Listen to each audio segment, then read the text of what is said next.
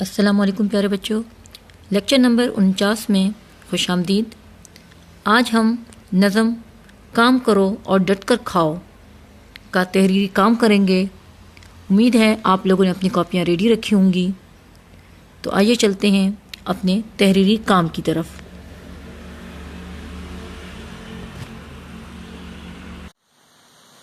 سب سے پہلے تحریری کام کے لیے ہم اپنی کاپیوں کو اس طرح سے ریڈی کریں گے۔ اس کے بعد نظم کا نام لکھیں گے۔ نظم کا نام ہے کام کرو اور ڈٹ کر کھاؤ۔ نظم کام کرو اور ڈٹ کر کھاؤ۔ شاعر خاطر غزنوی۔ شاعر خاطر غزنوی۔ الفاظ معنی 5۔ الفاظ معنی 5۔ الفاظ جملے 5۔ الفاظ جملے 5۔ سوالات و جوابات 6۔ سوالات و جوابات 6۔ مشقی سوالات، نظم کی مشق میں جو سوالات دیے گئے ہیں وہ بھی ہم کریں گے۔ خوش خطی 1 صفحہ کرنے کو دیا جائے گا۔ خوش خطی چند اشعار۔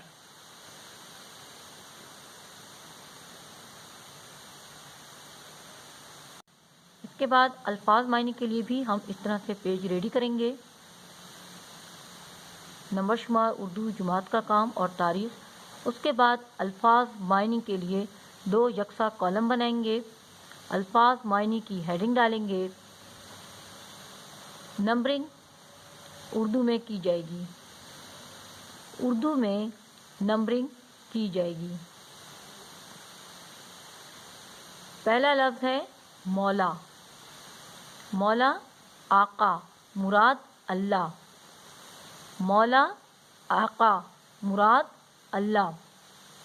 نمبر 2 جنم پیدائش۔ جنم پیدائش۔ نمبر 3 لقمہ نوالا۔ لقمہ نوالا۔ نمبر 4 ہٹا کٹا۔ ہٹا کٹا موٹا تازہ۔ ہٹا کٹا موٹا تازہ صحت مند تندرست۔ نمبر 5 بھیک خیرات مانگنے والی شے، وہ چیز جو مانگی جائے۔ بھیک خیرات مانگنے والی شے۔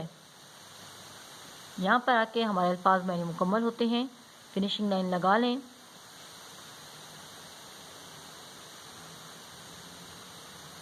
اب ہم چلتے ہیں الفاظ جملوں کی طرف۔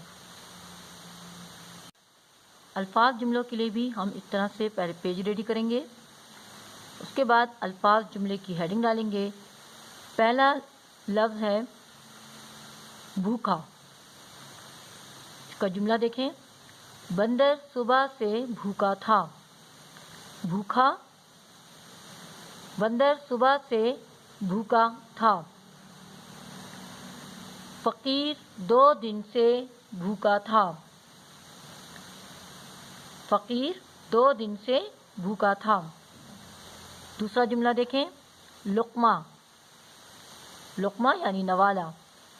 ماں نے بچے کو پیار سے لقمہ کھلایا۔ ماں نے بچے کو پیار سے لقمہ کھلایا۔ دوسرا جملہ دیکھیں اس کا۔ علی نے صبح سے ایک لقمہ بھی نہیں کھایا۔ علی نے صبح سے ایک لقمہ بھی نہیں کھایا۔ نمبر 3 دیکھیں۔ چونچ طوطے کی چونچ لال ہے۔ چونچ طوطے کی چونچ لال ہے۔ آپ دوسرے جملے بھی بنا سکتے ہیں، جیسے کوے کی چونچ کالی ہے۔ اس کے علاوہ بھی آپ مزید جملے بنا سکتے ہیں۔ نمبر 4 محنت۔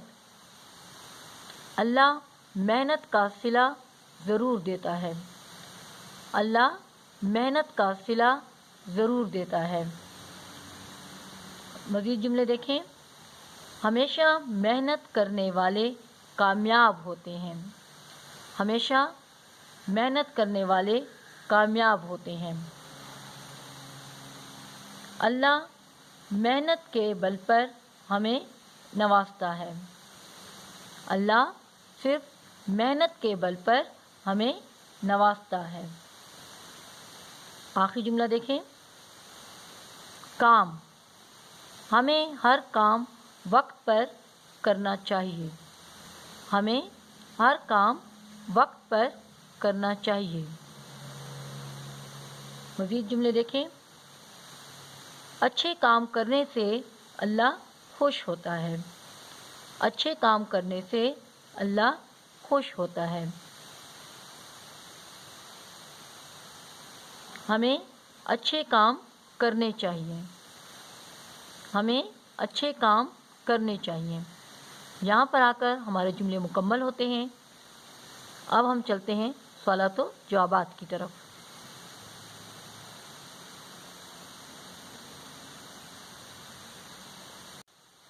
سب سے پہلے ہم اس طرح سے اپنی کاپی کا پیج ریڈی کریں گے.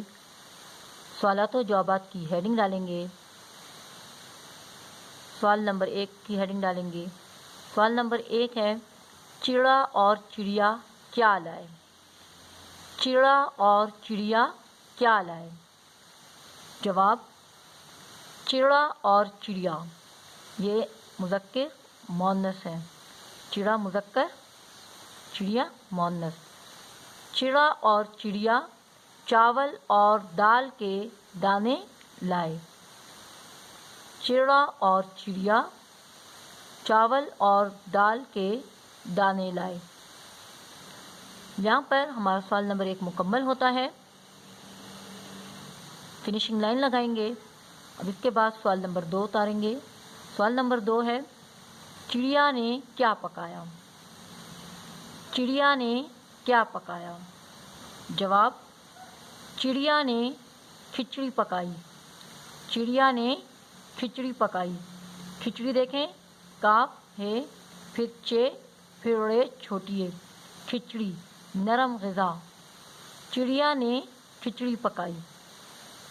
یہاں پر ہمارا سوال نمبر 2 مکمل ہو جاتا ہے. اس کے سوالات و جوابات مختصر ہیں.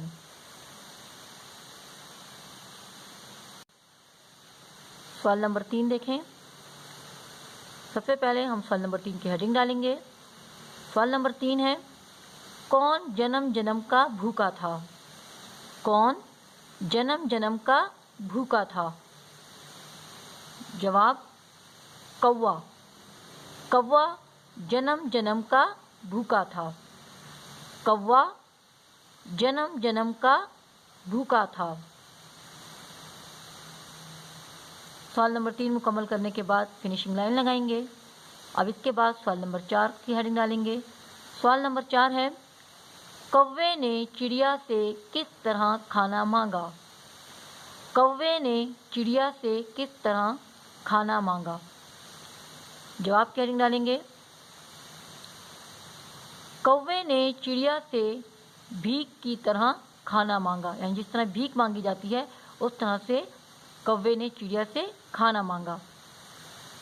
کوے نے چڑیا سے بھیک کی طرح کھانا مانگا. سوال نمبر 4 مکمل ہو گیا. فنیشنگ لائن لگائیں.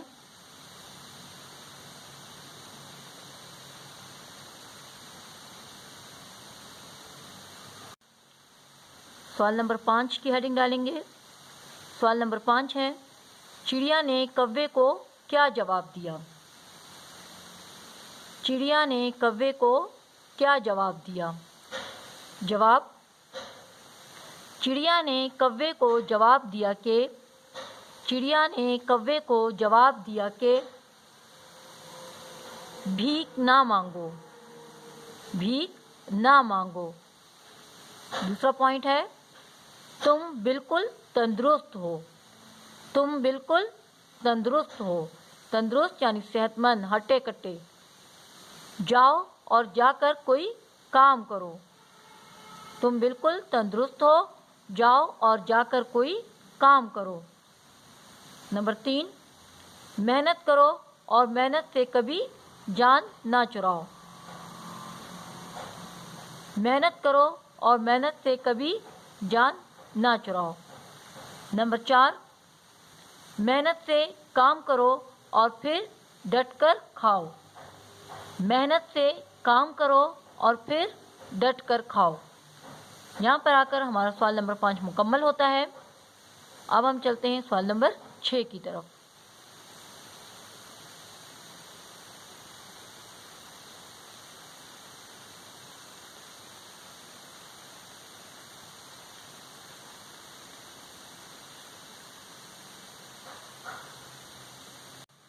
سوال نمبر 6 دیکھیں. سوال نمبر 6 ہے، آپ نے اس نظم سے کیا سبق سیکھا؟ آپ نے اس نظم سے کیا سبق سیکھا؟ جواب، اس نظم سے ہم نے یہ سبق سیکھا کہ نمبر 1، ہمیں بھیک نہیں مانگنی چاہیے. ہمیں بھیک نہیں مانگنی چاہیے. نمبر 2، ہمیشہ محنت سے کام کرنا چاہیے اور ہمیشہ محنت سے کام کرنا چاہیے. یہاں پر آ کر ہمارا سوال نمبر 6 مکمل ہوتا ہے. اب ہم مشقی سوالات کی طرف جائیں گے. کتاب کے صفحہ نمبر 90 پر مشقی سوال ہے، مناسب الفاظ چن کر مصرعے مکمل کریں. مناسب الفاظ چن کر مصرعے مکمل کریں. 4 مصرعے دیے گئے ہیں، یہ آپ نے مکمل کرنے ہیں. یہ آپ نے کاپی پر ہی کرنے ہیں. صفحہ نمبر 90 پر جو مشقی سوال دیا گیا ہے اسے ہم اس طرح سے کاپی پر کریں گے. سب سے پہلے مشقی سوال کی ہیڈنگ ڈالیں گے، مناسب الفاظ چن کر مصرعے مکمل کریں. پہلا ہے، دانا دانا ہوا خزانہ. دانا دانا ہوا خزانہ. نمبر 2، ہم کیا کھا کر ڈیش مٹائیں. ہم کیا کھا کر بھوک مٹائیں. ہم کیا کھا کر بھوک مٹائیں. نمبر 3، تم ہو بالکل ڈیش. تم ہو بالکل ہٹے کٹے. تم ہو بالکل ہٹے کٹے. نمبر 4، چڑیا بولی ڈیش نہ مانگو. چڑیا بولی بھیک نہ مانگو. چڑیا بولی بھیک نہ مانگو. یہاں پر آ کر ہمارا پہلا مشقی سوال مکمل ہوتا ہے. اب چلتے ہیں اگلے مشقی سوال کی طرف. اگلا مشقی سوال ہے، بھیک مانگنا ایک لعنت ہے. اس موضوع پر 10 جملے لکھیں. لعنت یعنی دھتکار، سخت برا کہنا. پہلا جملہ دیکھیں اس کا، یہ ایک حقیقت ہے کہ بھیک مانگنا ایک لعنت ہے.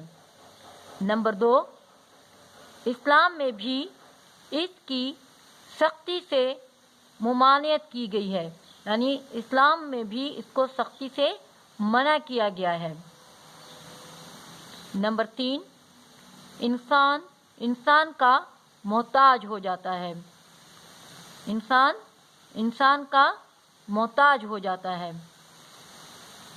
نمبر 4، بھکاری انسان اللہ کو چھوڑ کر دوسروں کو اپنا رازق سمجھ بیٹھتا ہے. رازق رزق دینے والا. ہمارا ایمان ہے کہ رزق دینے والی ذات صرف اللہ تعالیٰ کی ہے، لیکن جو انسان بھکاری ہوتا ہے وہ چونکہ دوسروں سے مانگ رہا ہوتا ہے تو وہ دوسروں کو ہی اپنا رازق سمجھ بیٹھتا ہے. نمبر 5، یہ ایک لعنت ہے، یعنی سخت برا کام ہے جو بدقسمتی سے ہمارے معاشرے میں بہت تیزی سے پھیلتی جا رہی ہے. یہ ایک ایسی لعنت ہے جو بدقسمتی سے ہمارے معاشرے میں بہت تیزی سے پھیلتی جا رہی ہے. نمبر 6، گداگری. گداگری یعنی بھیک مانگنا. بھیک مانگنا.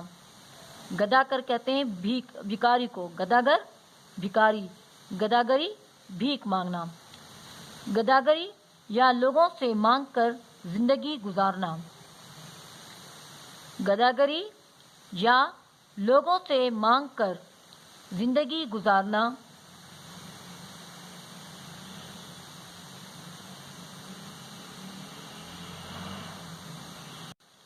بہت ہی برا فعل ہے.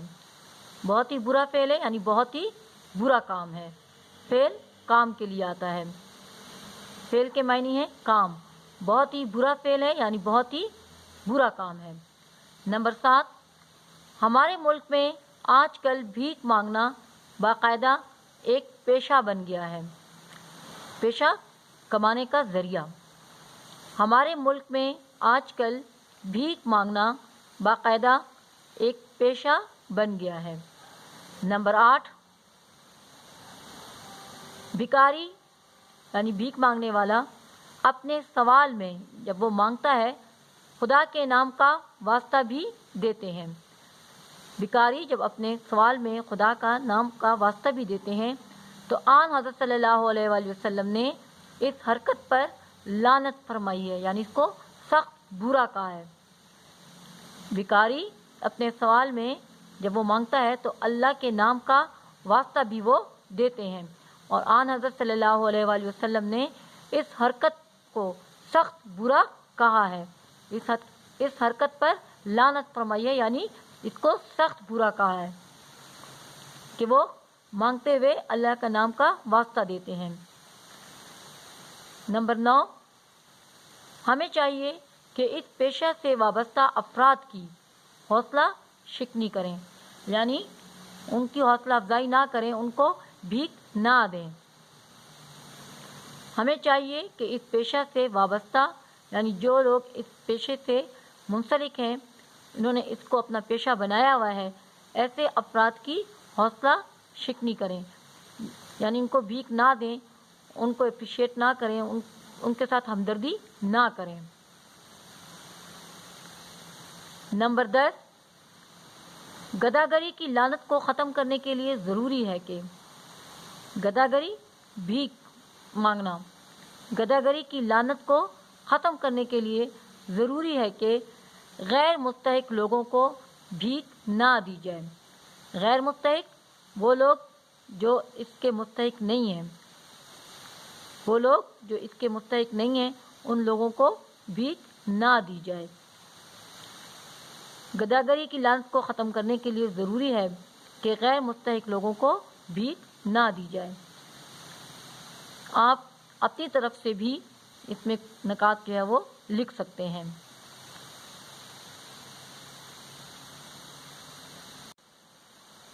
اگلا مشقی سوال ہے، گداگری کے معاشرے پر برے اثرات کے بارے میں بتائیں. گداگری کے معاشرے پر برے اثرات یعنی بھیک مانگنے کے ہمارے معاشرے پر کس طرح برے اثرات جو ہیں وہ پڑتے ہیں. تو اس میں دیکھیں، گداگری کے معاشرے پر بہت برے اثرات مرتب ہوتے ہیں. کون کون سے اثرات مرتب ہوتے ہیں؟ گداگری معاشرے میں محنت اور کام کرنے کی صلاحیت کو برباد کر دیتی ہے. جس معاشرے کے لوگ بھیک مانگنے کے عادی ہو جاتے ہیں، اس معاشرے میں محنت اور کام کرنے کی جو صلاحیت ہوتی ہے وہ ختم ہو جاتی ہے. تو کہہ رہے ہیں گداگری معاشرے میں محنت اور کام کرنے کی صلاحیت کو برباد کر دیتی ہے. گداگری معاشرے میں محنت اور کام کرنے کی صلاحیت کو برباد کر دیتی ہے. نمبر 2، اس معاشرے میں سستی، سہل پسندی یعنی وہ آرام پسند ہو جاتے ہیں، وہ ان کو آرام سے مل رہا ہوتا ہے تو وہ کوئی اپنے آپ کو مشکل میں نہیں ڈالتے. اس معاشرے میں سستی، سہل پسندی اور دولت کی ہوس بڑھ جاتی ہے یعنی دولت کی لالچ ان میں بڑھ جاتی ہے، وہ آرام پسند ہو جاتے ہیں اور سست ہو جاتے ہیں. اس معاشرے میں سستی، سہل پسندی اور دولت کی ہوس بڑھ جاتی ہے. نمبر 3، معاشرے میں اخلاقی اور نفسیاتی جرائم عام ہو جاتے ہیں. اخلاقی اور نفسیاتی جرائم جرم کی جمع. معاشرے میں اخلاقی اور نفسیاتی جرائم عام ہو جاتے ہیں. نمبر 4، معاشرہ ترقی نہیں کرتا. پھر جب اس طرح کے کام ہوتے ہیں تو وہ معاشرہ بھی ترقی نہیں کرتا اور زوال کا شکار ہو جاتا ہے آخری پوائنٹ اس کا دیکھیں. اسی لیے آن حضرت صلی اللہ علیہ وآلہ وسلم کا فرمان ہے کہ اب اسلام میں جس طرح حلال روزی جو ہے اس کی بہت اہمیت ہے، تو آپ صلی اللہ علیہ وآلہ وسلم نے بھی اس کے بارے میں فرمایا ہے کہ سب سے بہتر کمائی وہ ہے جو انسان اپنے ہاتھوں سے کما کر حاصل کرتا ہے. سب سے بہتر کمائی وہ ہے جو انسان اپنے ہاتھوں سے کما کر حاصل کرتا ہے.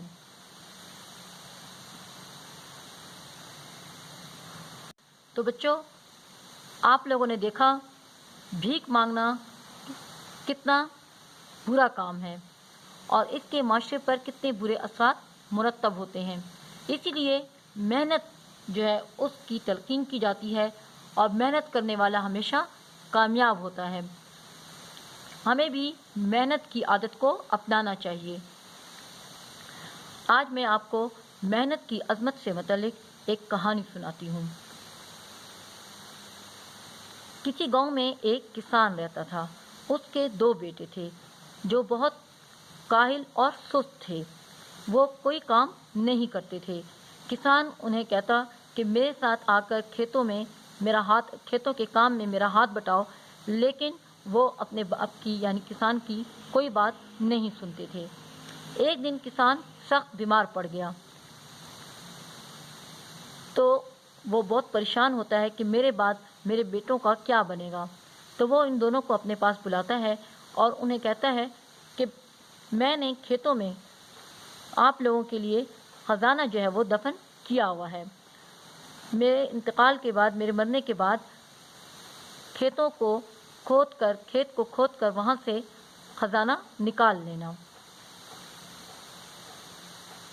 باپ کی وفات کے بعد لڑکے بہت غمزدہ ہوتے ہیں. جب انہیں کھانے کو کچھ نہیں ملتا تو پھر انہیں اپنے باپ کی بات یاد آتی ہے اور وہ کھیتوں کی طرف چل پڑتے ہیں. وہ پورے کھیت کی کھدائی کر لیتے ہیں لیکن انہیں کوئی خزانہ نہیں ملتا. پھر بڑا بھائی کہتا ہے کہ ویسے بھی ہم نے کھیت کی کھدائی تو کر ہی لی ہے، کیوں نہ اس میں موسم کے مطابق بیج ڈال دیں. اور پھر وہ کھیتوں میں بیج ڈالنا شروع کر دیتے ہیں. کچھ ہی عرصے بعد کھیتوں پر ہری بھری فصل لہلہا رہی ہوتی ہے. وہ فصلوں کو بیچ کر کافی پیسہ کماتے ہیں اور پھر ان کو سمجھ آ جاتی ہے کہ خزانے سے ان کے والد کی کیا مراد تھی. پھر وہ دونوں بھائی محنت سے کام کرتے ہیں اور کھاتے پیتے ہیں. تو دیکھا بچوں، محنت کرنے والے کبھی ناکام نہیں ہوتے. اللہ تعالیٰ کسی کی محنت رائگاں نہیں جانے دیتا. ہمیں بھی چاہیے کہ محنت کی عادت کو اپنائیں، کیونکہ اللہ بھی صرف محنت کے بل پر ہی ہمیں نوازتا ہے. امید ہے یہاں تک آپ کو بہت اچھی طرح سے سمجھ آ گیا ہوگا. اب اپنا ہوم ورک نوٹ کر لیں.